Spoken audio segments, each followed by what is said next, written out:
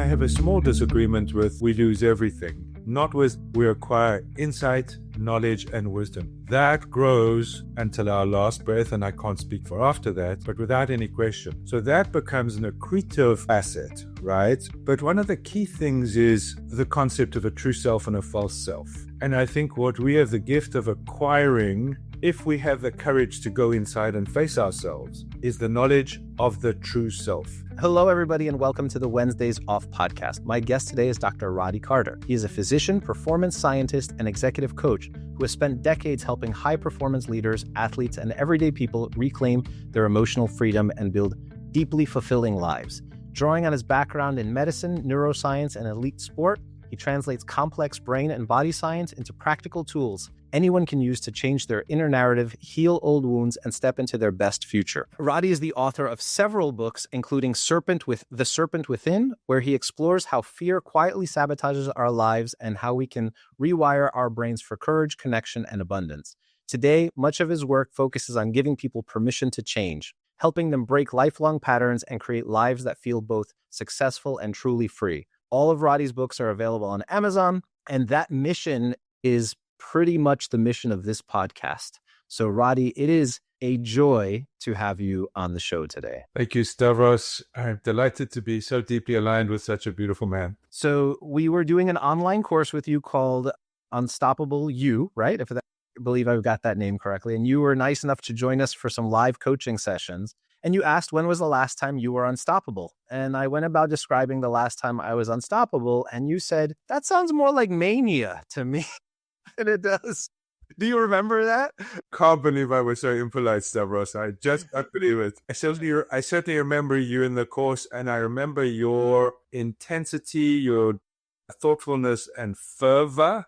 There must have been a reason for me to use that word. Well, the thing that really jumped out at me was that you were right. And it had never occurred to me before that doing whatever you needed to do to succeed was mania, as opposed to something more balanced, something more fulfilling, something more internally aligned. And you stopped me in my tracks. It was a course correction in my life. Even though I had left it behind me, I was somehow trying to refine that state. And you sent me on a course correction, and I've ended up finding a much better state. So thank you for that. Stavros, that's beautiful. And I think that story is perhaps deeply representative of the foundation of my work, because our early life is designed with a great intensity and urgency. And I can see how it can border on the manic. And it's driven by brain algorithms that are there to protect us. And so they're fundamentally driven by fear. Mm-hmm. And because they're driven by fear, they have that deep, desperate intensity to them at times, which is very different to the flow state. And we can talk about the flow state in a minute. But the truth is that those brain algorithms are not designed to enable us to thrive. And so I guess in the moment, what I recognized was that you were potentially being led by these deep survival-based algorithms and were candidly sub-optimizing. I'll tell you another thing which is even more scary. Those algorithms drive our early life survival and our early life success.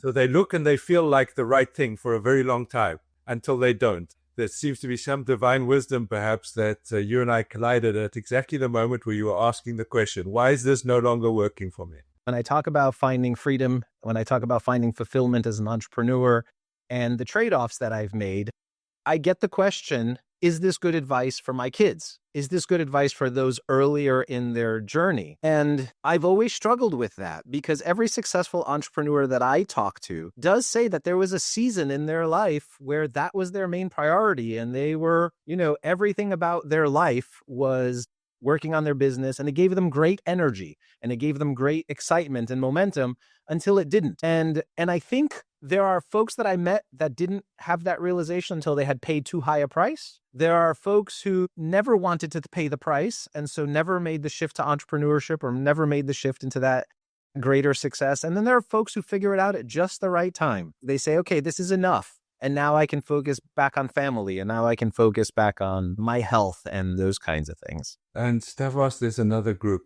There's a group that goes to their grave, not realizing or not having the courage to turn inside and face it. And those are the ones that make me very, very, very sad, because at least you and I woke up halfway through and we have another half to optimize. Those ones make me sad.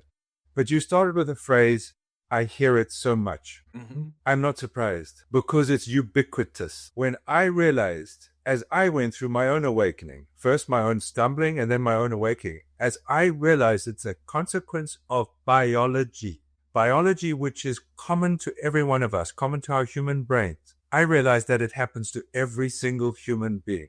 And so the reason you don't hear it all the time is because so many people keep quiet about it. Because it's embarrassing when the wheel's off. I'll tell you that in my own life. It's deeply embarrassing, even shameful, when you get to a point, particularly if you've been highly successful, and then suddenly you're not. And it's not necessarily the outside success which is lacking, because I can tell you in my situation, I'm sure in yours, the outside success was still there. The outside world couldn't see a difference. But on the inside, you just knew that you weren't thriving. And it's ubiquitous. It's a consequence of human biology. Roddy, can you share a little bit of your story? A little bit about your journey and your pain and when the transition happened for you? Yeah, I'm always a little embarrassed to tell the first half because it was a very sharp upward trajectory. I'll give you some of the kind of concrete background. Born and raised in South Africa, went off to medical school to contribute to human health. And I always remember my interview there because they asked me, why do you want to be a doctor? And I said, two simple reasons. I love people and I hate suffering. And I tell that story many years later because it underlines my work even still today, despite the fact that I've been out of clinical medicine for many years now. So I completed my medical studies, did family medicine for a period of time, but then decided to specialize in exercise science and sports medicine. And I started working with Olympic athletes. And my job was helping them to optimize physically so that they could go to the Olympic Games and win medals. But it shouldn't surprise you that it wasn't long before I realized that physical optimization was not enough. It got them to the opening ceremony, but to end up in a final or win a medal, we needed to go north. We had to optimize mental function, emotional function as well. So early in my career, I fell in love with performance science and I fell in love with the brain. I then took a kind of surprising sharp left turn, which is in my nature, and I moved into the pharmaceutical industry. And it was a serendipitous thing. I had been invited to do a clinical research study for a big company, and I got a peek across the fence, and I was fascinated by the entire world behind the discovery, development, and then commercialization of drugs, pharmaceutical drugs. And that was the second half of my career. And although I had some very beautiful contributions to health through that, I cherish most the human impact that I had. And I was essentially taking my understanding of performance science that I'd built with elite athletes into the corporate situation. Mm-hmm. And so my success, which was meaningful, was born on the shoulders of extraordinary human beings and teams that I loved and I was very proud of developing. I worked both in research leadership, business leadership, and then at the top in combined leadership. And I always tell the story that my father-in-law was very proud of me. Here was this guy whose resume was super sharp, kept climbing the ladder, national contributor, well recognized, well liked, taking magnificent care of his wife and our children, his grandchildren. But on the inside, one day I woke up and I said, no, this is not right. And it expressed in two different ways. It expressed physically first. I was grotesquely out of shape, out of condition. And I can talk later on if it's interesting about the connection between the brain and the body. And it wasn't just that I was neglecting the right habits, but absolutely the inner distress was exhibiting itself in the vessel, in the physical body. Mm-hmm, mm-hmm.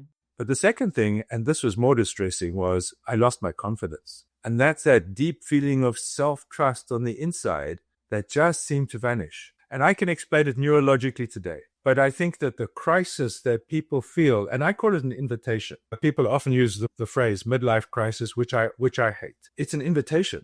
I think every human being gets an invitation in the middle of their lives to say that neurobiological architecture, which drives our mindset and our behavior, is centered on survival. It's highly successful. It drove my beautiful career trajectory, and then I was running faster than it. Let me ask a question about that switch. Was there in your case, and is there generally a precipitating event which causes that switch? Is it something biological that causes that switch? Is it gradual and we just notice one day it's kind of happening in the background and then one day we just notice? What causes that switch between that first state of mind that we're in and then all of a sudden that not being enough anymore? That's a great question, Stavros. I don't know that any of us know.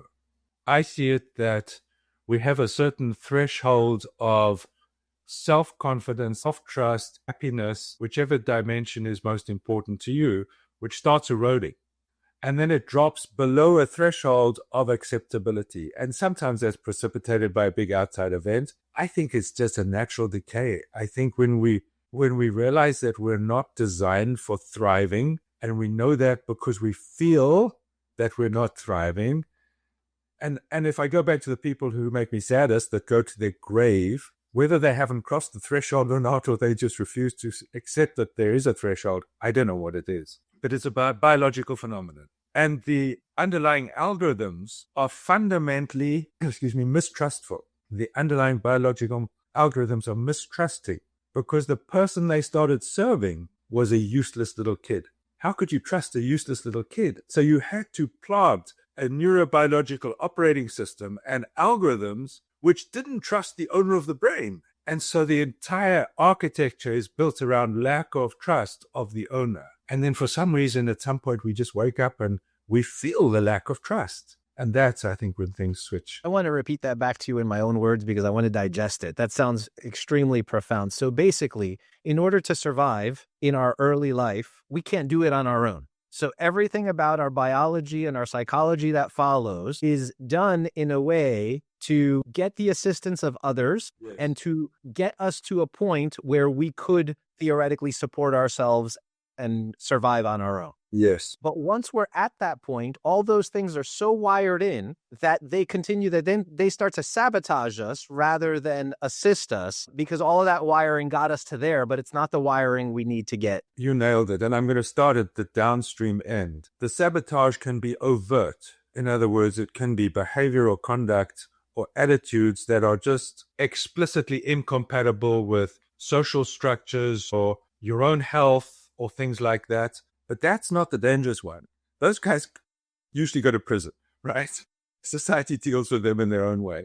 It's a subtle, almost unheard innuendo that persistently, every time the brain activates, and I use the phrase, says, hey, little boy, because if you think about it, the algorithm is designed to protect a little boy. And so it's a constant reminder that I am a little boy.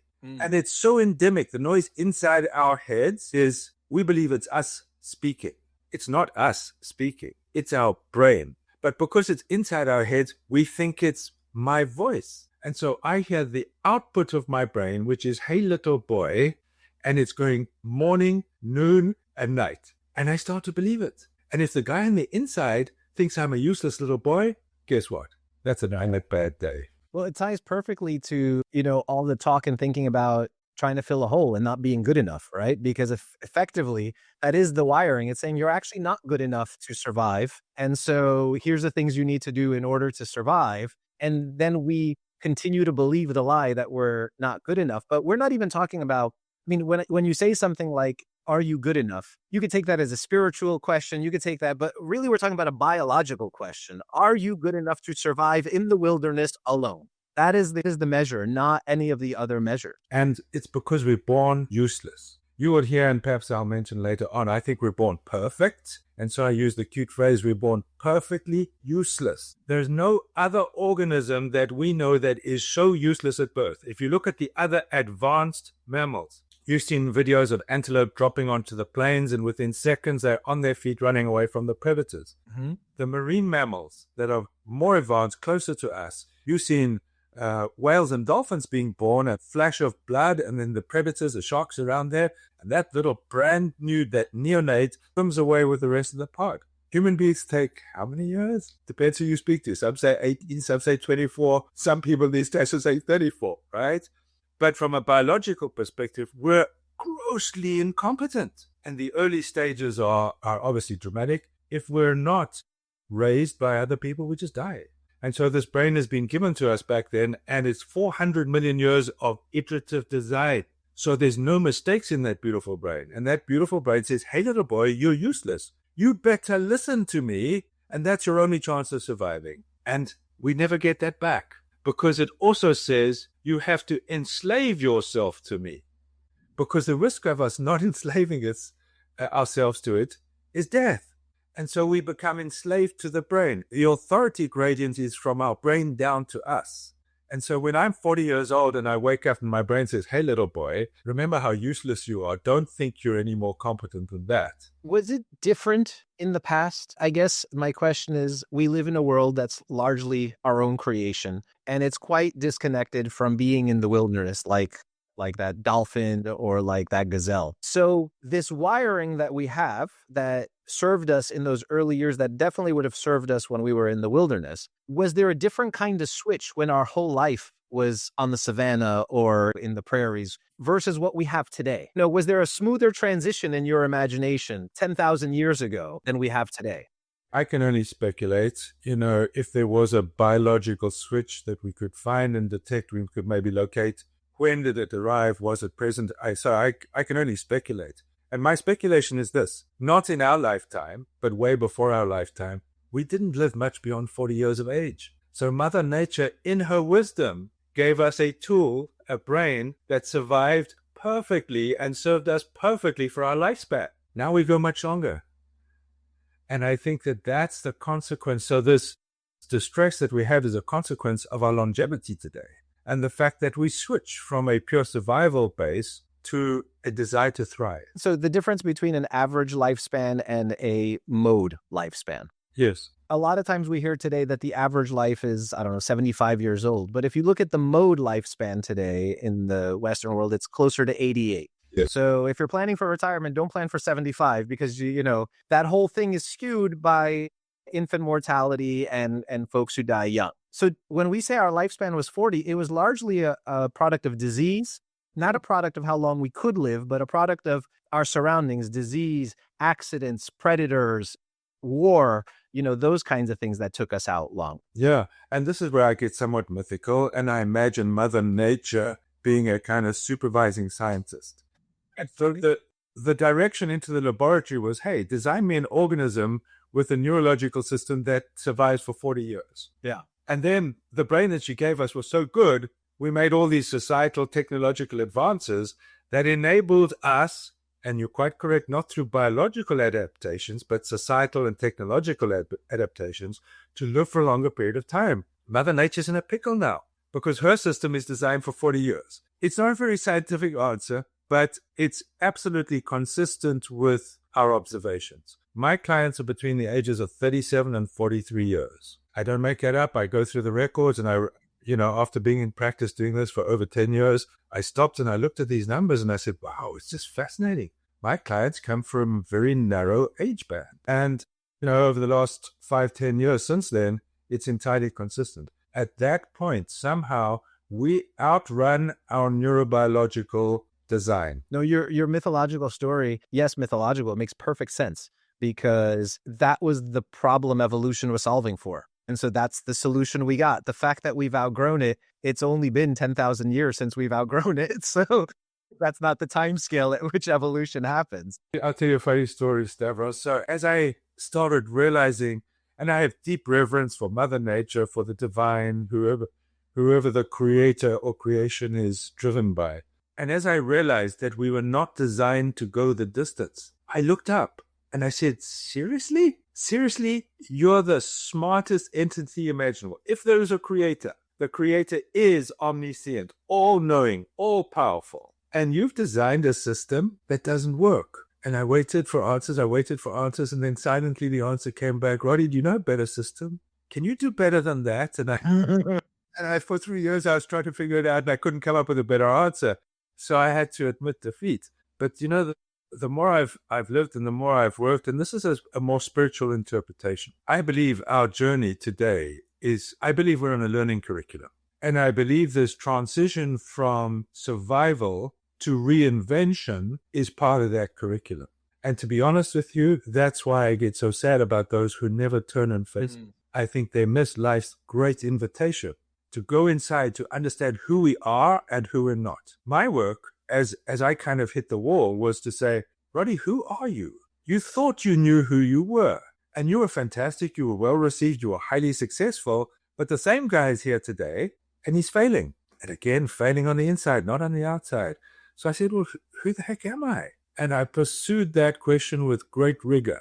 You know what I learned? I learned more about who I was not than who I was. And who I was not was a composite identity from these algorithms with which I'm deeply identified. And I'm identified because there's a survival advantage in being identified with it. And so I woke up and I realized who I wasn't. And as I peeled away the layers, excuse me, I realized this is the very nature of the human curriculum. And so I know I'm a scientist, and I'll tell you what I know and is substantiated by science, but there are things that we don't know, and those are beliefs. And in the absence of firm explanations, that's my belief about the life curriculum. That resonates with me. I mean, if I think about the ultimate lesson of aging, of going through all of it, everything becomes stripped away from you.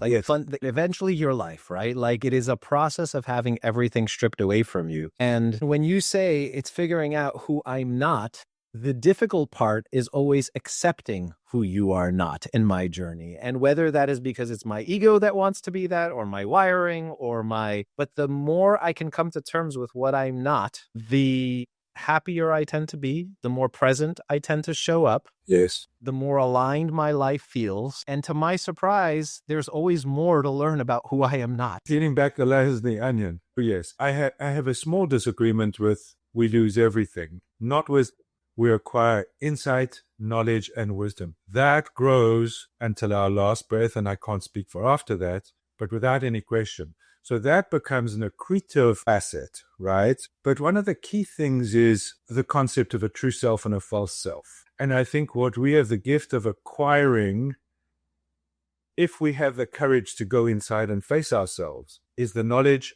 of the true self. The false self is that constructed out of these ego constructs. You go to any of the major religions, any of the ancient wisdoms, they speak about dismantling the ego as part of the spiritual growth process. And for me, that has a biological basis to it. These are not kind of wafty, wavy intangibles. We know, and our advances in computing and artificial intelligence even are teaching us, these are the consequences of wiring, electrophysiologically, biological coding within our brain. And they're constructs, and again, based on a useless owner with a survival imperative. And this is where we get the concept of the false self. And once the false self who is successful in early life becomes redundant, we have the ability to go inside and find the true self. And that true authentic self, I call it the authentic self, that's the center of our life. I like that phrasing, the redundant self. What you made me think of there when you were talking about ego and on the backdrop of evolution, evolution has not designed for the survival of any one of us. Evolution has designed for the survival of our species. Yes. And to the detriment of any one of us. From an evolutionary lens, death is a feature, not a bug, right? Death is what allows the gene pool to not become stale and those kinds of things. So from a spiritual lens, I've also heard people say that the individual consciousness is an illusion, and really there's a collective consciousness. And so if I was to draw a parallel between those two, the survival of the species from a biological evolutionary lens versus the spiritual lens of a collective consciousness of which we think we are separate is actually a really interesting parallel between those two ways of thinking. So when we find our true self, and I want to dig into what you said about accumulating wisdom, because the words of Socrates came to mind. And he said, the one thing I know is that I know nothing. Yes. I wonder if even that wisdom isn't actually stripped away from us in the end as an illusion of what we think we may have accumulated over our lives. But Stavros, isn't that the greatest wisdom? Sure. The day we realize that we know nothing, isn't that the ultimate wisdom? And so again, I would argue that that's a moment of achievement as opposed to a moment of loss. And I can tell you, and every expert in their field will tell you that the more they thought they knew, the more they realized they didn't know, which is different to the ego construct, right? If a young human being in their early 20s was sent into the world believing they knew nothing, we never build anything, right? And so the ego construct comes out and protects the individual and says, don't believe that nonsense. You know enough. You know everything. Get out there. You know more than them. Take it, grab it, build it, make it yours. And that's how we're successful in our early adult lives. And then as that stops serving us and we start listening for another voice, we hear a voice that says, wow, Roddy, are you really that smart? Do you really know that much? And that's wisdom. I remember that feeling of just feeling invincible. Just feeling like there was nothing in the world that could stop me. I was not subject to the laws of physics or reality or anything like that. Right. And for a long time, I missed feeling that way. I really did miss feeling that way. And I think what I've found now is a different kind of invincibility. I don't feel invincible in that same sense. The word even has the wrong connotation, but I feel acceptance. Yes. I feel that no matter what does happen to me, it's okay. It's part of the process. It will teach me something. It will take something from you. It will give me something. And so it's not that I feel that I can't be hurt. It's that I've learned to make that, even hurt's not the right word, but I've learned to make that hurt part of my growth process, part of my life's experience. Rather than run away from it, I welcome it when it comes in its own. And think of the contrast between that peacefulness and the urgency of our young lives. And for me, that's a dramatic contrast. You know, you're touching on something very interesting, Stavros, because there's a difference between that sense of rightness, not righteousness, that's not the right word, sense of rightness, when we're on fire in our youth. And we're filled with conviction. Mm-hmm. There's a great urgency and desperation in that drive, but it feels great. And it's healthy. I don't knock it. It's beautiful. And I wish it on my children, because if they can't build this, there's no invitation coming downstream, right? So it's a necessary part of our development as an individual. But that's very different from a flow state. That sense of confidence, competence, I can conquer the world is very different from a flow state. And I learned first about the flow state from my international athletes. Working in Africa, we had a lot of endurance athletes. And so I would go to the gold medal winner of the Olympic marathon, the classic event, and I would say, tell me what the experience was like. Roddy's never going to win a gold medal. I'd love to hear what it's like to win the gold medal in the Olympic Games. What was your experience? Describe it for me in its fullest. And they would all go through it. And I asked many elite athletes about their winning experiences. I said, what did you see? What did you feel? What did you hear? And as they came to that third question, what did you hear? I was blown away by the consistent answer. You know what they heard? Exactly that. They heard nothing. Consistently, as they described winning gold medals, they said they heard nothing. I said, how's that possible? And you picture the Olympic Games running into the stadium, 80,000 people there. There are 3 helicopters overhead, 2 motorbikes in front, 2 motorbikes behind. The crowd is surging. If you're unlucky, there's 2 guys behind you sweating and panting, trying to take the gold medal from you. How is it possible that they hear nothing? But whether it was boxing, high jump, long distance running, whichever event I asked, in the flow state, they heard nothing, which said to me there's some neurobiology going on there when we get it right. That we can learn from. Contrast that to our early life agitation, the noisiness within our heads. Hey, Stavros, you better get up early. 5 a.m. Champions get up at 5 a.m. By the way, you've read the book, go and do the ritual. If you don't do that, you don't deserve it. And then there's, you've got to be a good son-in-law. And it's so full of noise that although we're confident and we trust our competence, it's not the peace you're describing. And yet, as we get the invitation, go inside, understand who we are, peel away the ego constructs, the true peace emerges, and that's the flow state that we all aspire to. That resonates because I was an athlete as a child. And I remember whenever it was performance time, my mind would quiet. For me, it was martial arts and gymnastics. And so whether I was sparring or whatever it was, it would just all go. Even I remember when I was sparring, I don't ever remember really looking at my opponent outside of his eyes. And I was definitely aware of the rest of their body. I was definitely aware of arms, legs. But it was really just a kind of locked in, quiet, like you're saying, very mentally quiet. Also, no longer processing outside sounds unless they're helpful, right? Unless they're helpful to whatever it is that I'm trying to do. And that quiet state really resonates with me. I bet you there's a qualifier. Tell me about the bad days. Tell me about the bad day on the mat where everything went I wrong. never got quiet. You never had one of them. Never got quiet, right? I didn't get a chance to get to the quiet place because I was too in my own way to get to the quiet. Yeah. And so that's the difference. And so there's a difference between the sort of quiet, not the quiet, the noisy determination and self-trust, false self-trust of youth. And then as we get through the other side, what you're describing, the peacefulness, that I am enough, that's the other side. The term flow state, I think, is Mihai Csikszentmihalyi's, if I'm not mistaken. And he describes it as he's a positive psychologist. He's from the School of Positive Psychology. I believe he taught at Davis. And he describes it as a state where difficulty is just outside your comfort zone. If it's too difficult, then you don't get into that flow state. And if it's too, you get into anxiety.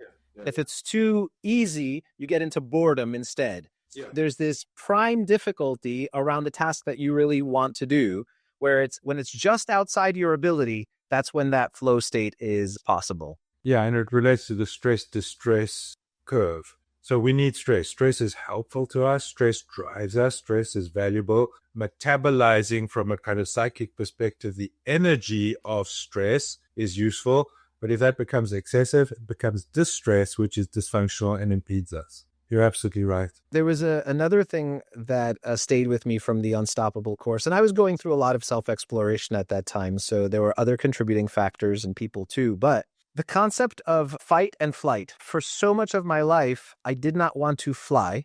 I did not want to run away, so I fought because I thought fighting was the opposite of running away. And what I learned was that the opposite of both of them was feeling safe. The opposite of both of them was realizing there is no predator right now. And it was your words because you said, Stavros, is your life threatened right now? And I said, no. I said, is anything trying to eat you? I said, no. You said, is your family's life in danger? I said, no. He said, so then why are you acting like it? That's a beautiful example. And, when we look at the elementary levels of the brain, a lot of my work I do with individual clients, and it's kind of far more sophisticated than this, but the starting point of my own work and my own realization was these simple levels of the brain.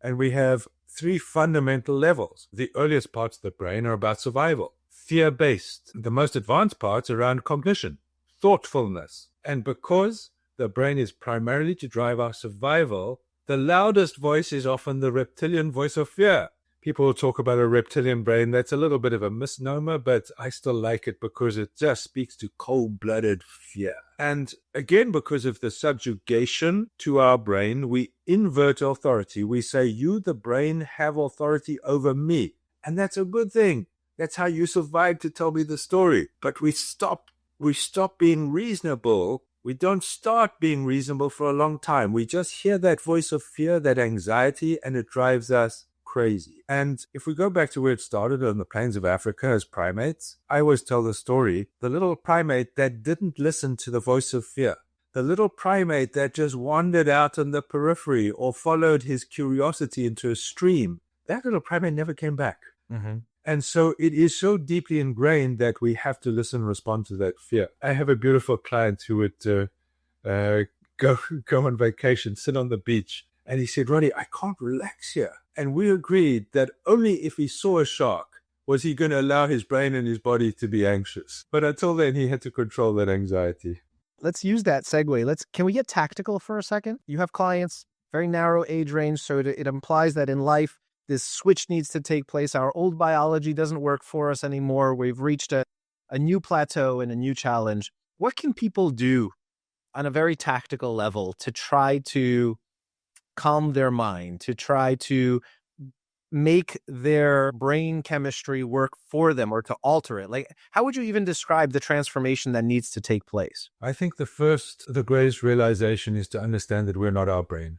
We're so identified with the thoughts. As we grow up in our life, we think we're our mother. We're kind of surprised as we become aware, the lights switch on, that we're separate to our mother, and we conceptually still believe we're our mother. And we start forming this discrete individual identity. We look at our little fingers and we say, I can move those, and those are separate to my mother. And so we form this identity as a body. But as we grow, we start hearing voices. And I can hear a voice, and I see my mother's mouth moving and my father's mouth and my brother's mouth moving. And I realize they have their voices, the voices I hear on the inside. I look around, there's nobody there. That must be me speaking. So we identify with our brain. That's a mistake. It's not a mistake back then because we survived. We listen to our brain. But as we become adults, that's a mistake because our brain is nothing more than a supercomputer. And it has output. And the voices I'm hearing on the inside are the output of that supercomputer. And we know that the algorithms are built around survival. And so if I need to survive, I should listen. If I'm not in a risky situation, I can be judicial about what I react to. I'm not going to stop listening, but I now have a committee. And just like the chair of a committee, I decide. And I look for a balance of opinion, and I debate, and I argue to get the best possible output of that committee. So too with my brain. And so the distancing from the brain is the first step. I think you answered my question, but I was going to ask, if we are not our thoughts, then what are we? And in my mind, I can see that in two ways. Overweighing the thoughts of your brain. I know I am guilty of this because I was told for many years, you're not really listening to your heart. You're not listening to your gut. You're not listening. We have all these phrases which mean things, yes. But I was overweighing the voice of my brain over all the other voices that were coming from inside of me. Are we separate from all of them? Is it just a problem of overweighing one? That was going to be my question. And then you went into it by talking about a committee. Yeah. But are we the committee then? Or how do we know what we are? No, for me, we're definitely separate to the committee. But again, and here's my disclaimer, we're going to the world of belief. Yes. This is a philosophical question as much as it is a scientific question. And science, I don't believe, can give us the answer. There's scattered opinion from a scientific perspective. I don't like the word separate. You said separate too. We're not separate. You know, we have as a human being several domains: body, mind, spirit. I don't believe that those are separate. They're definitely not discrete. They're so interwoven, interconnected, that I have to force a line between body and mind, the line between mind and spirit. So not separate, but I do believe that I'm not my body and I'm not my mind. And there are many reasons that we can say that, one of which is simply the fact that I could report that. Mm-hmm. I am an observer of my thoughts. I can tell you what my thoughts are, which means there is an entity, which might be a thing or a no thing. And that's an important nuance there, because the no thing part is terrifying, by the way. But if it was a thing, it would be matter, and we as scientists would be able to locate it. So I suspect it's a no thing, which is the observer of the thoughts that says, hey, Stavros, I was thinking that. So there's definitely an observer there. And it's not until that we can gap ourselves from that brain, the output of the brain, that we can manage it. I talk about the factory floor. Imagine if you're running a busy business and you're always on the factory floor and you're the CEO. There's no time for clarity and composure. You're running to a breakdown there and an order that's gone wrong there and an inventory issue there. The CEO has a beautiful big office separate from the factory floor. And that's for a reason, because we separate ourselves from the noise where we get clarity and perspective. Now, the beautiful thing about the human brain is we have what's called the prefrontal cortex. And that's the area of our brain which gives us awareness of our awareness. And I refer to that as the office of the CEO. That's the place in my brain where we go to get clarity and perspective. And from that vantage point, I can look back into my brain and I can see what happens in my brain. And there are only three things that happen in my brain: thoughts, feelings, and fears. And I guarantee you the average person out there didn't even know that. The average person out there certainly hasn't got the capacity to look back in their brain and distinguish thoughts from feelings from fears. And I know that because I do that exercise with people all the time. It's one of my favorite workshop exercises because everybody fails. But they realize that the point is, wow, I've been operating within the brain, identified with the brain on the factory floor. No wonder I'm not the CEO of my life. And so it's only when we start making the separation that we're able to get in there and manage. You asked me for something tactical and practical. Mm-hmm. Most of the time I start somatically.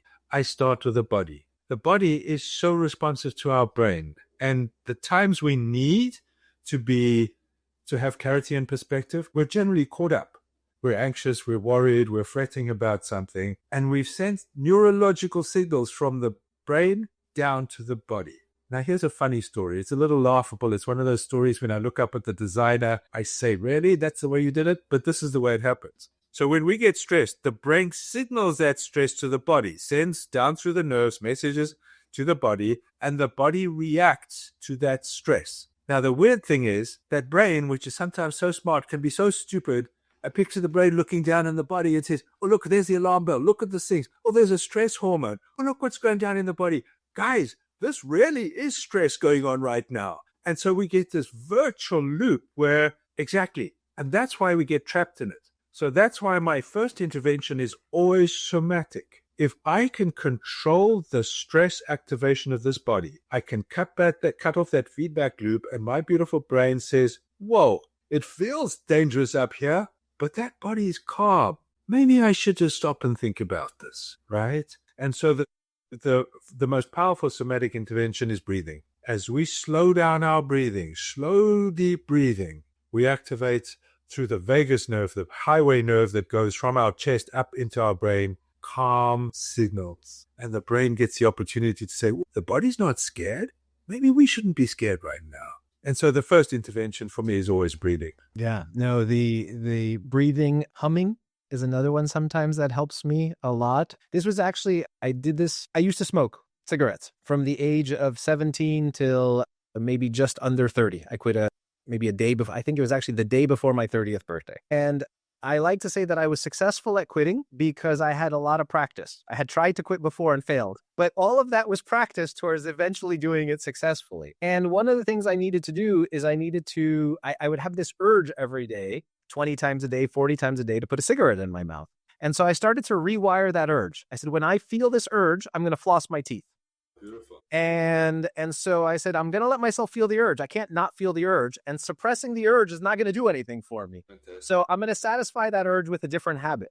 And it was only about 10 days later that I had the urge to floss. As opposed to having the urge to have a cigarette, I actually got the urge to floss. And I was like, oh my God, this is working. So that is a strategy that I've used repeatedly in my life to say, there is a biology, there's a physiology that's going to happen. And instead of trying to suppress it, what can I do to hijack it instead?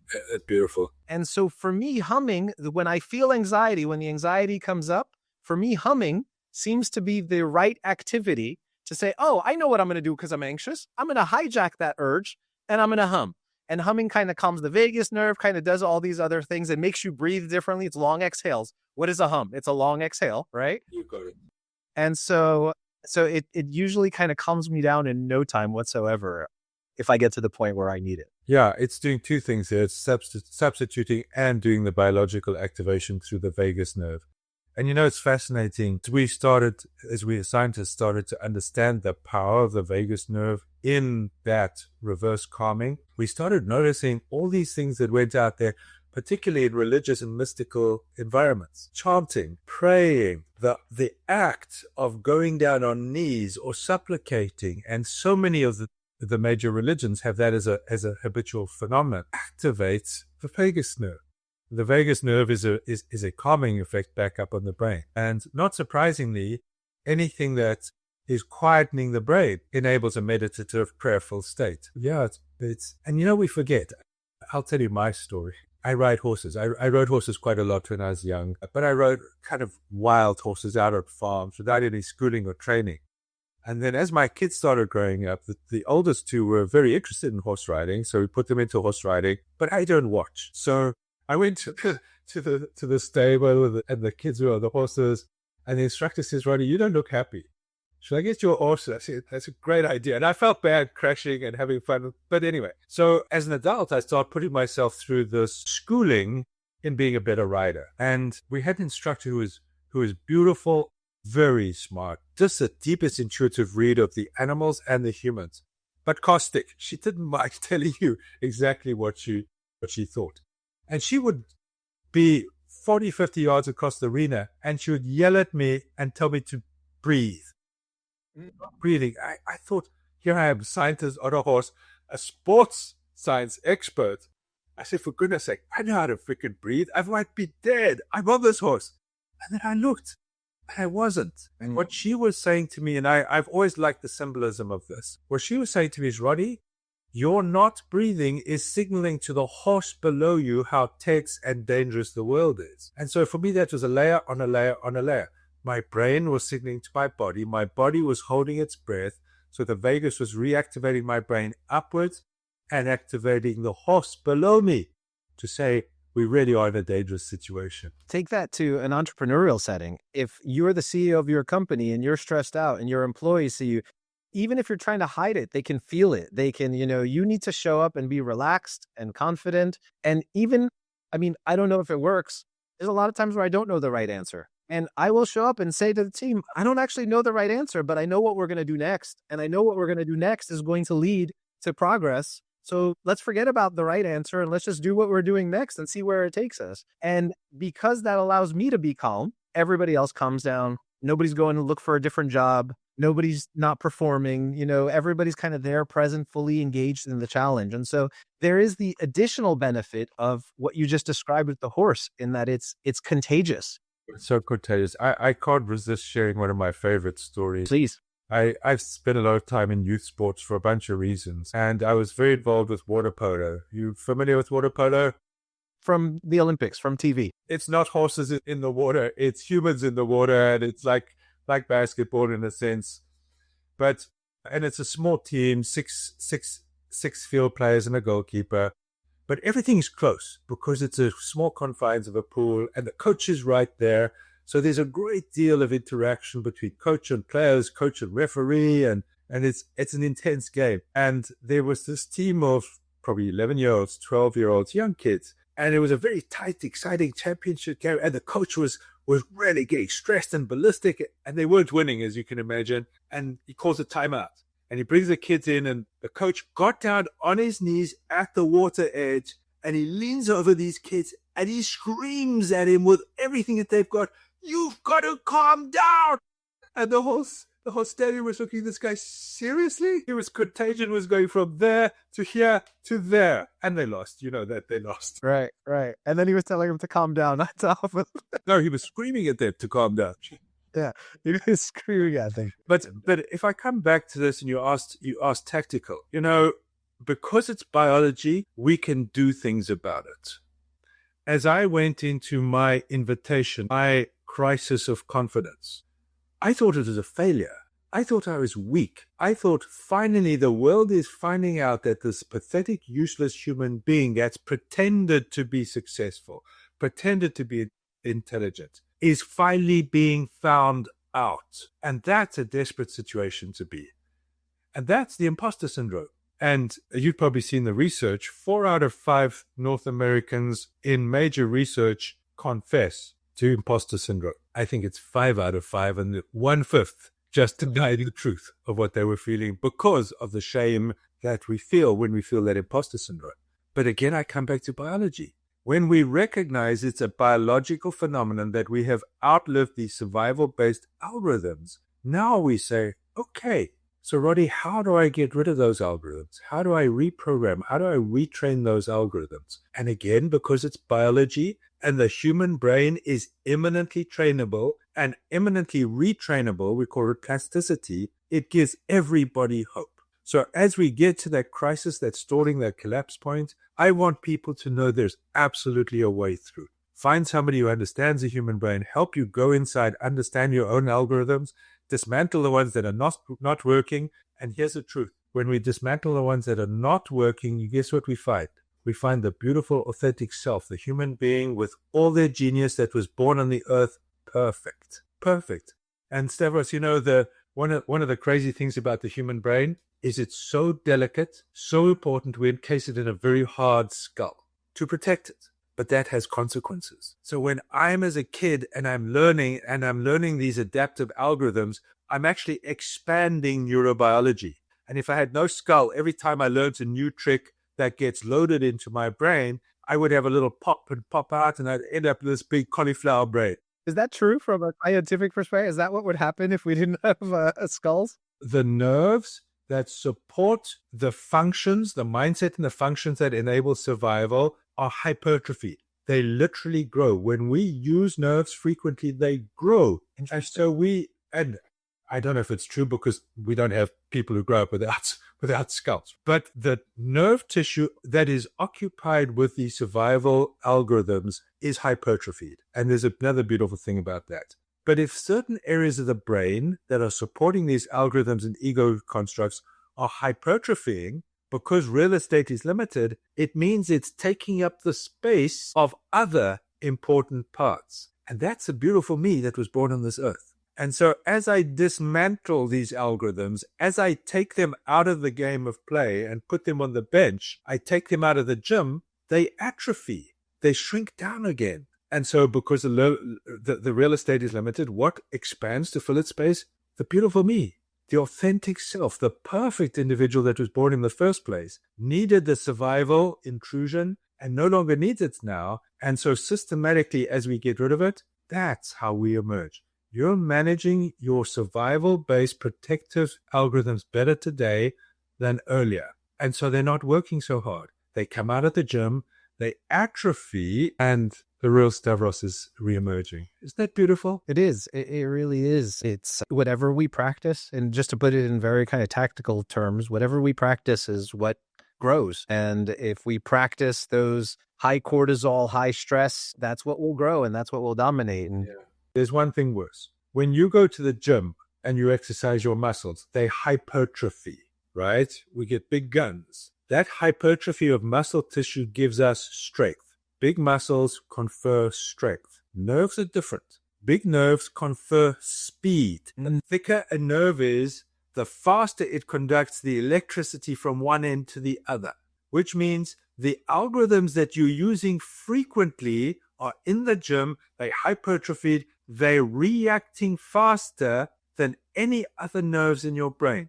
And as I use the phrase, they react faster than you can think. If you think of a CEO who's sitting there and gets a threat, incoming threat, the CEO can say, I'd like you and you and you to go sit in a room and plan the strategy forward.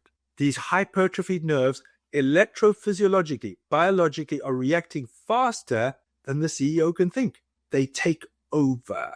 And that's the danger.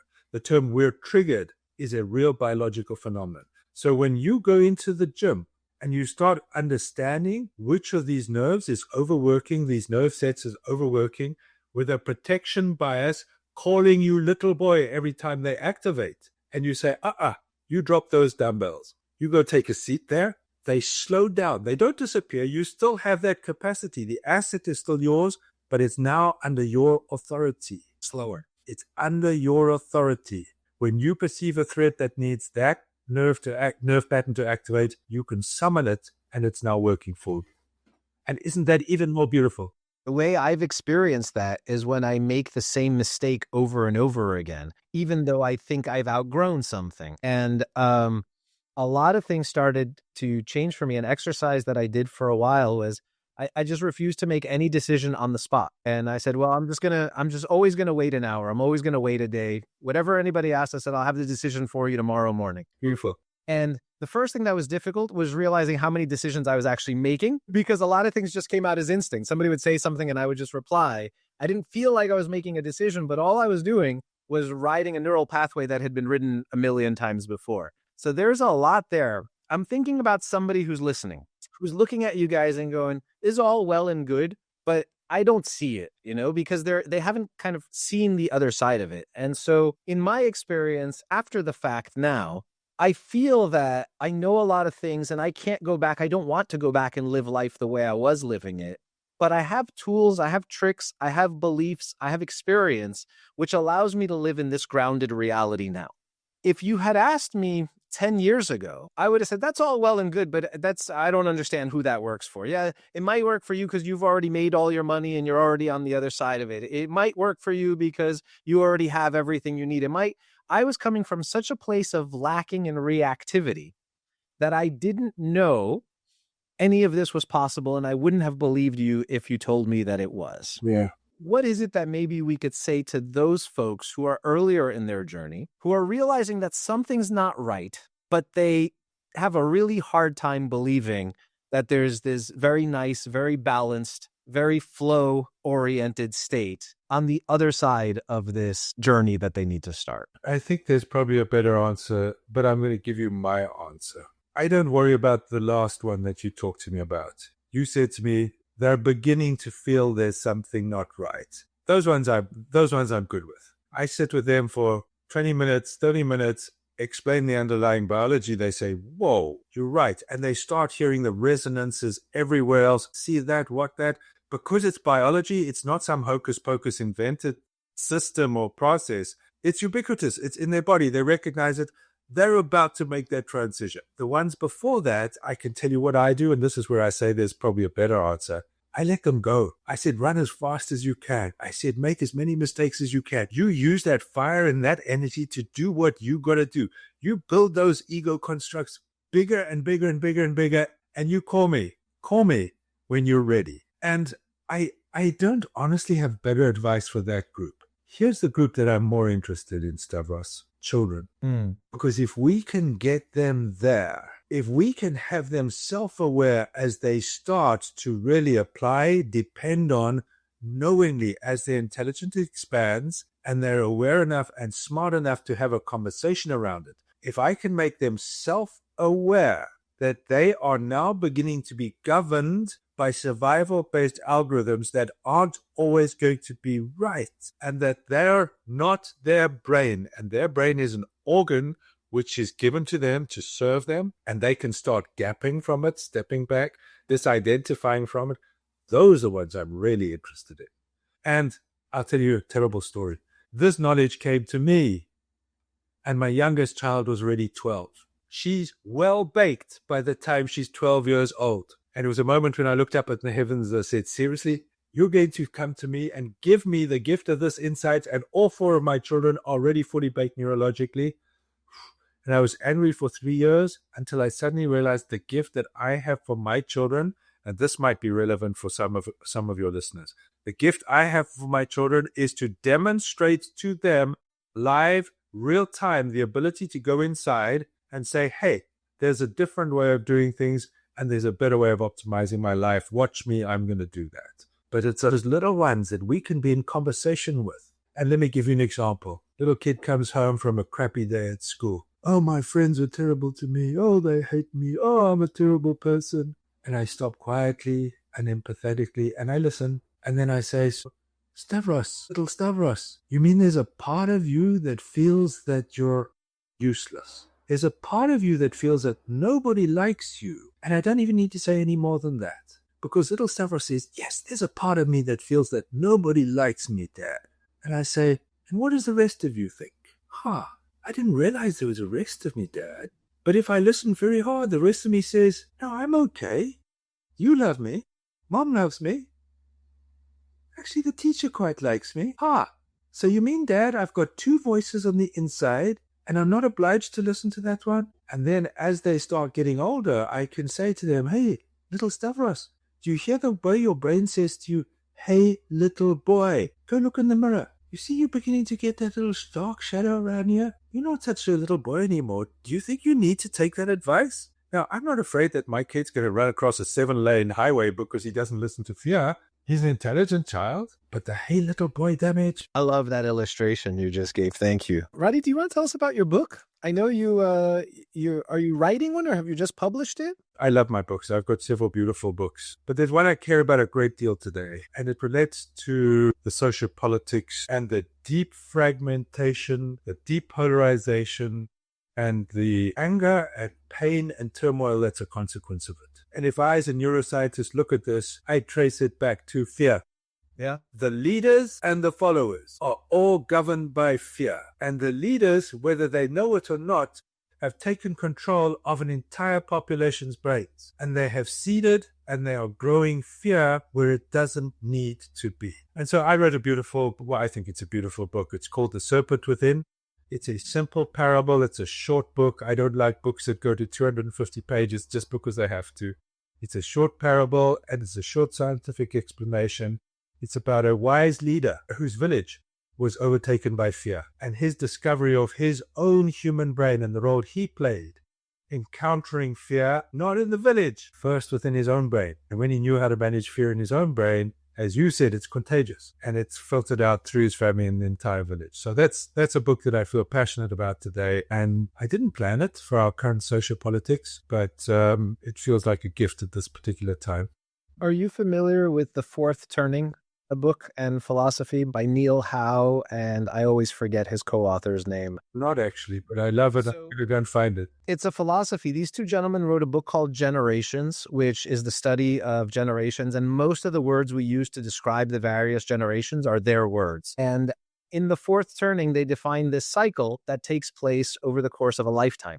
And I guess I would say that at the core, they're saying that you can learn from your parents and you can learn from your grandparents, but you probably are not going to learn from your great-grandparents. And so societally, we're doomed to repeat the mistakes of our great-grandparents in a kind of cyclical way. And they describe these 4 stages of life. They describe, the first quarter of life where you're largely useless, perfectly useless, as you say, and you're finding, just existing and kind of coming into your adulthood.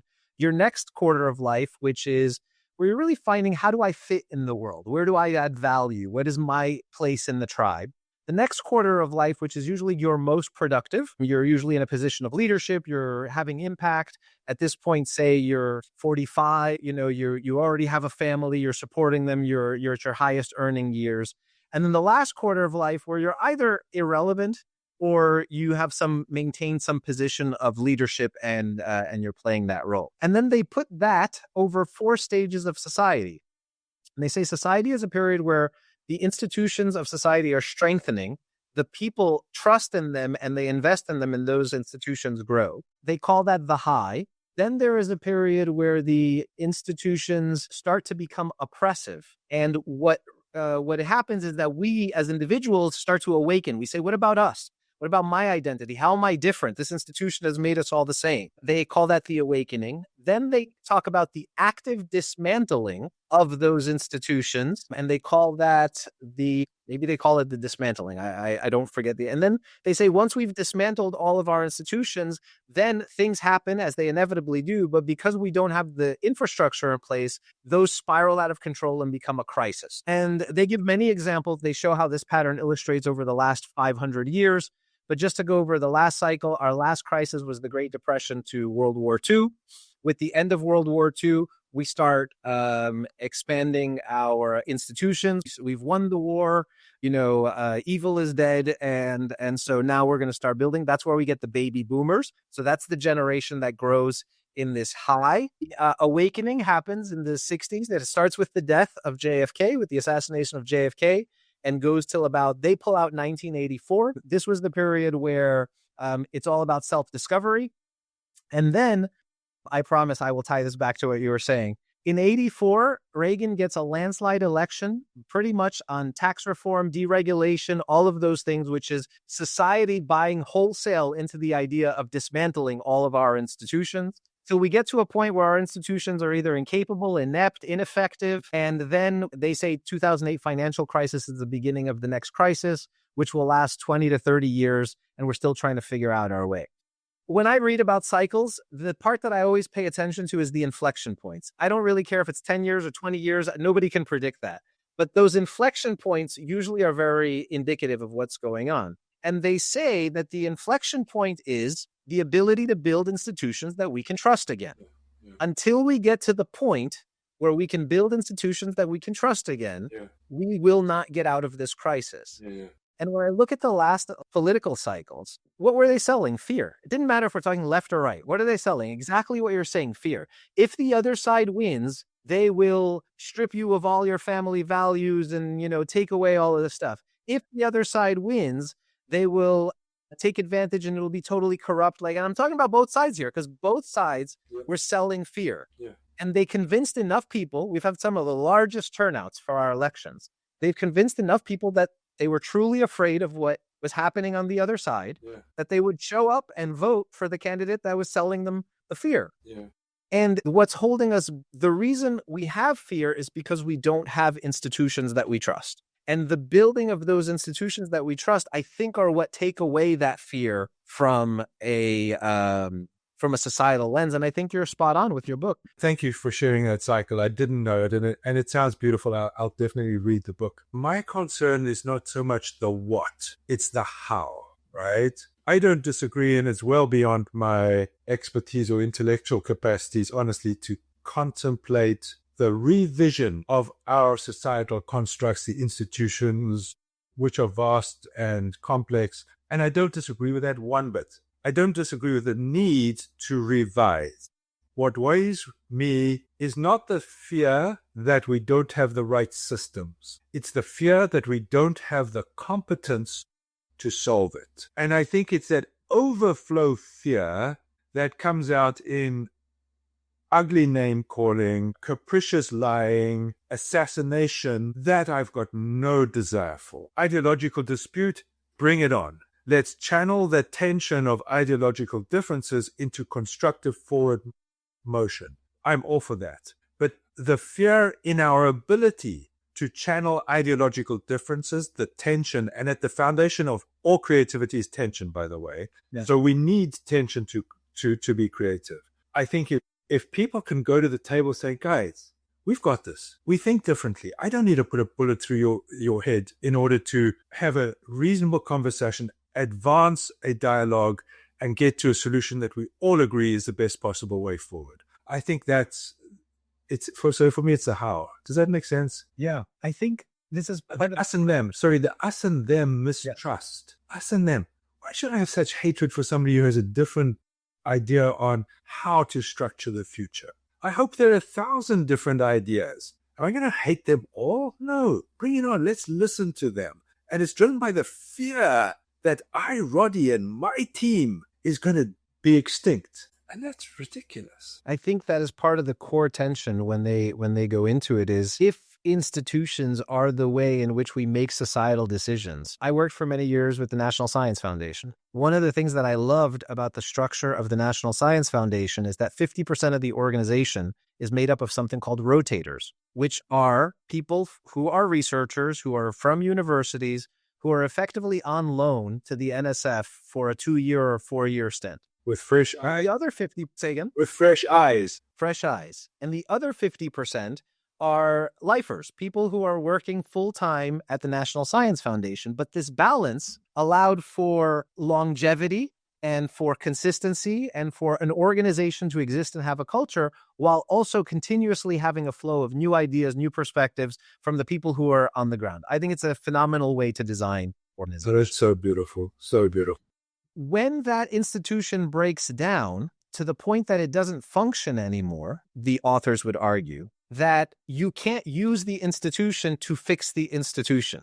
You have to revert to an older form of governance, an older form, which for us, as human beings, it was tribal. Yeah. That was our immediate previous version was tribal. Yeah. So when the institutions break down, we revert back to tribes.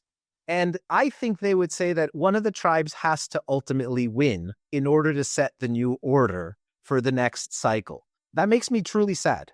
The one saving grace I would say is that I think society is split up into a third, and a third. Well, okay, why does it make me sad? The idea of half the country having to lose so that half the country moves on truly makes me sad. Yeah. The saving grace, I believe, is that it doesn't look like that in practice. At the moment, we're a third, and a third. 1/3 is leaning to the right, 1/3 is leaning to the left, and 1/3 is just disengaged probably from the process. In actuality, probably it's more like 5 to 10% on one side are the extremists of one side, and 5 to 10% on the other side are the extremists of the other side. And the rest of us are actually looking for a reasonable solution, which means that 80 to 90% of us are truly looking for a reasonable solution. And there will need to be a losing party, but that losing party is probably only that 5% extreme from one side and or the other, probably. You know what I mean? It may be from both sides. I have a lot of trust that we will find our way through this. Yeah. And Stavros, can I pay back to you? And I'm listening to you both as a voter, a amateur politician, but very undistinguished, mainly as a neuroscientist. Please. And as you say to me, one of the parties going to lose. Two things. First, you're revealing an underlying algorithm. Mm-hmm. In that beautiful brain is logged a win-lose algorithm. And because it's survival based, the connotations of losing, which is only a mathematical phenomenon, 52% of the vote went to the other guys, right? That loss is associated with deep fear. Existential threat. Existential threat. And because the noise becomes so loud and it's exploited by outside forces and they're controlling my brain, not me, I start getting into deep distress. And the brain amplifies it, goes down to my body. My body gets tense every time the news gets on and tells my brain there's a real crisis. There's obviously something to be deeply afraid of because they've got the steering wheel right now, Roddy. You guys, you and your tribe are done for. Hold on. How many years have we had democratic shift between winners and losers, two parties? Who's the winner over the longest or the short? And we've all been okay. And we've got this beautiful system of balances and checks. And seriously, take a deep breath, Roddy. Take the fear out of it and stop agitating your children. Stop telling your neighbors the world's coming to the end. Stop telling the people you work for because somebody out there has a gun and they're going to use it. And then they're going to provide literally ammunition for other people who want to say, see how bad these guys are. And so that win-lose phenomenon, and they admit it's an algorithm. It's an algorithm that so many of us have.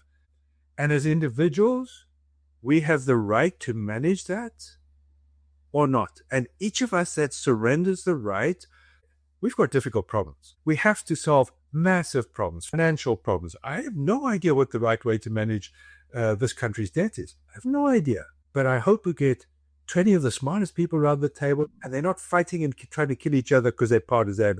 And I think, this was my rationale in the book, that so many days, and I'm sure you feel the same way, I just feel totally helpless, right? There are international forces behind this. There are financial forces that I can't contemplate, I can't see.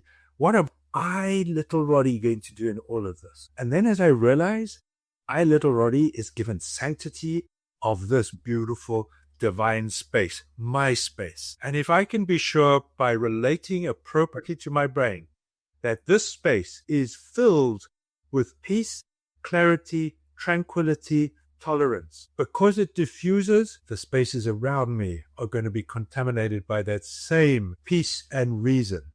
And so every one of us absolutely can do something. I think you hit the nail on the head. I think if we all put our fear to the side or listen to it and say, thank you, I know you're trying to serve me right now, but that's not helping, that's hurting. Yes. And just start approaching things more rationally, we will get better candidates. We will get better results of primaries. We will get better results in the end. If we all keep coming at this as, I'm really worried that this last administration did X, Y, and Z and the threat, and just make it existential, then we're just going to vote for whoever is pumping that fear in us the most. And that's not going to get us to where we want to go.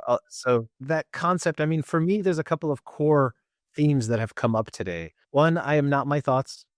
Right? You are not your thoughts. That is the thing. And it's so easy to confuse those. And I would add to that, I'm not my thoughts or my feelings or my fears. Right. The full spectrum. Yes.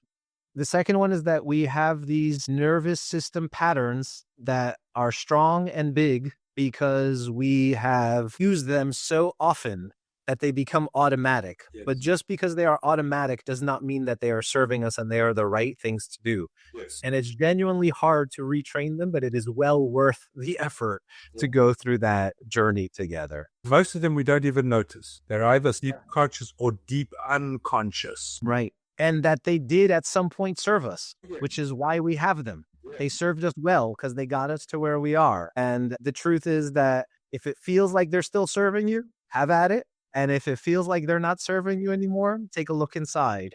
Roddy, I have one last question before we let you go. I know that you are a coach. I want to ask you where people can find you, where people can learn more, where people can engage with you. And then in the spirit of abundance, if they can't get you as a coach, what should they look for in a coach? How do they make a decision about who's a coach that's good for them, what's a good fit, and who's not? Wow, beautiful question. First question, find me on the web, roddycarter.com. I'd be delighted. Make sure you tell me that you've come through Stavros, because a friend of Stavros is a friend of mine right out of the gate. And I love anybody. I welcome anybody. I love people. I'm happy to. Remember what I said? I love people. I hate suffering. Too many people are suffering. choosing a coach, chemistry and method. And just because of who I am, I always put chemistry first. I always meet with my individual clients for a thorough one-on-one until we're both comfortable. Speak the same language. We see the world differently. Your coach needs to be able to see you, resonate with you, understand you. And that's a feeling. That's a feeling. And then I think they have to have a method. They have to have a method, because otherwise they're just a kind man or woman listening to you, which is valuable, giving you their thoughts, which can be valuable. But honestly, I think in the day and age where we have advanced our technology as coaches, a system which is proven, gets results. And I always suggest people ask for client references. Therapy is usually about healing. Coaching is usually about growing. And again, I'm doing one of those forced separations, which I'm not trying to do. I really appreciated that point as well, that they're all kind of continuums of each other. Yeah, but the 2x2s are very valuable. Just don't tell me, where to draw the line. That's when I'll argue. I've always wanted to start like a social media channel where it's just useless 2x2s that are just kind of like, how much of an a-hole is my boss versus what day of the week it is. Sign me up. I love that. That's so powerful. So how does somebody know if they should be seeking therapy or if they should be seeking coaching? I think sometimes in my circles, I've had people come and ask me to coach them. And I'm not a coach. I have coached, I have mentored people, but it's not what I do professionally. And there were some people that I could help and break through. And then there were some people who I just couldn't. I didn't have the skill set. And probably it's not a coach's skill set to begin with. It would be more of a therapist's. Yeah. So coming from the clinical world, understanding the brain so much, how would you make that distinction for someone? I mean, honestly, I would say to an individual, contact a coach and contact a clinician and say, is this your problem or is it their problem? I do that all the time with people. If I feel it has a clinical basis to it, if I think there's some clinical pathology, if there's some interaction between issue and challenge, or if I think that there's some underlying chemical functionality issue, for me, I work with my clinical colleagues there. But, there's overlap. Many of my clients have a therapist and a coach. I differentiate, a coach is not doing clinical work, not working with pathology. Number two, has a very definitive directional orientation. You come to me at A, you want to be at B, it's my job to help you to get from A to B. And is far more interventional. I'm not afraid to lean in, whereas when I, way back, would have been wearing a white coat as a clinician, I very much am sitting on the back foot. And I would say try both. That's good advice. If you don't know, you can clearly just talk to two and rely on chemistry. I think maybe the last point to leave this on, people ask me all the time, they say, how do you know? And they're asking, how do I know that life is good? Or how do I know that, I am where I need to be? Or how do I know that I'm aligned with who I am? And I really don't have a better answer than you just know. If I had a good night's sleep and I feel good and I show up and I'm energetic and my mind is here in that flow state almost and everything's quiet, I just kind of know. And I don't really need to take an assessment or take any kind of diagnosis. And so I don't know if that's me listening to my brain, my thoughts, my feelings, my fears, or if that's me kind of getting in touch with who's behind all of that. But I feel like sometimes it's okay to just say, you either know or you don't. And that's all there is to it. You don't need to overthink it. Yeah, I think that's beautiful. And I look at you from the outside in. If you said to me, Roddy, do you think I'm okay or should I be digging further? I'm looking at your affect and I'm looking at the associated phenomenon, the peacefulness. I genuinely believe that you're where you're meant to be today. If I was reading agitation, distress, charade, putting up a facade, I'd say, let me ask you a few questions. Yeah. And I think the story we tell, the alignment too. There's people who kind of show up and they go, oh yeah, I really want more of this and I want more of that. And they want all of these things. And then they describe to you what they're doing and they're not making any time for any of those things or putting any effort towards those things that they really want. And so from the outside, it's actually easier to see that they're not okay than from the inside. So that's always, what is that? The Johari window? Exactly right. I was going to come up with that. The only other thing to touch on there, Stavros, is this concept of intuition, a true inner voice. Who knows? And people say to me all the time, Roddy, how do I know that that's my deep inner voice as opposed to a brain voice to me? And the answer is, I wish I could tell you. I wish I knew in my own life, but I can tell you those are the push-ups that I do every single day. And that's what I believe wisdom is. But the real issue with most people is they're not even aware of that. And as we differentiate out the voices in my mind, the more I was able to say, oh, that's not me. Oh, that's not me. Honestly, I lay in bed last night and a new insight came to me. I peel back another layer and I find another part of me that's not me. And so as I pursue my work, push-ups day after day after day after day, I get wisdom. And I think that's, as I gain wisdom, I feel more confident in saying it's that voice, deep intuitive voice, or it's one of those. There, Roddy, if your goal in life is to love people and to alleviate suffering, I can definitely tell you that I feel loved and I feel that you've alleviated my suffering. So thank you. God bless you in your life's work, and please continue on the path. And it was a joy to have you on the podcast today. Thank you, Stavros. You've honored me deeply, and thank you for that. Thank you for listening to Wednesdays Off. If this conversation resonated with you, share it with someone who might need to hear it. And if you're interested in building a life and business with more freedom, intention, and community, visit routinerebel.com to learn more. Until next time, keep challenging the status quo and keep building your version of Wednesdays Off.